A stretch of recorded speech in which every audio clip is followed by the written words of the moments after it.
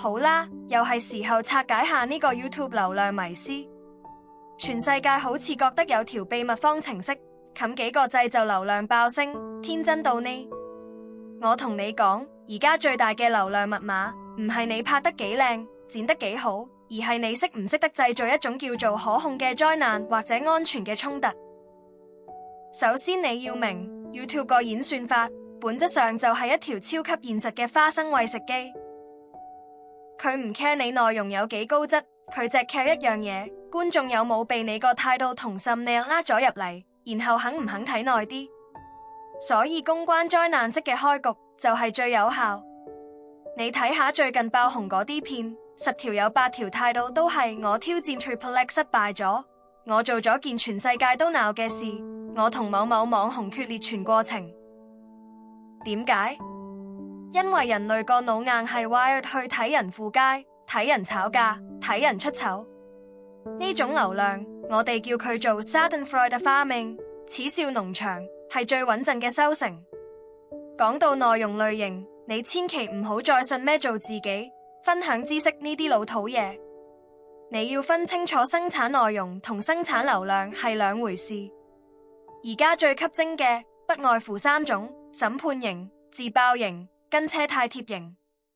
審判型即係你揾個近期嘅失敗 project， 好似我哋 Tech Matrix 咁，用最硬核嘅術語將佢拆骨，拆到項目方體無完膚，等一班覺得自己好叻嘅觀眾睇完，可以拎住你嘅 points 去其他 forum 繼續恥笑當事人，達成流量2次分發。自爆型就更抵死，原理同劏房拉錯電線然後拍片話俾業主追殺一樣。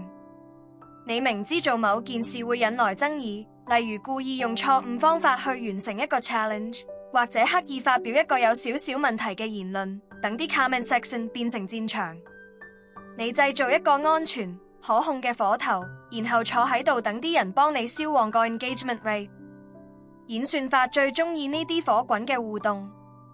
第3，跟車太貼型，唔係叫你抄襲，係叫你極速將熱門話題用你嘅 niche 角度再包裝一次。例如某個科技公司出咗單大醜聞，12個鐘頭內你就要出到片，標題就叫用3個底層邏輯解釋某某公司點解死硬。你要快過其他 creator， 搶做第一個權威解讀者，食盡第一波搜尋流量。去到呢度，等我做個總結。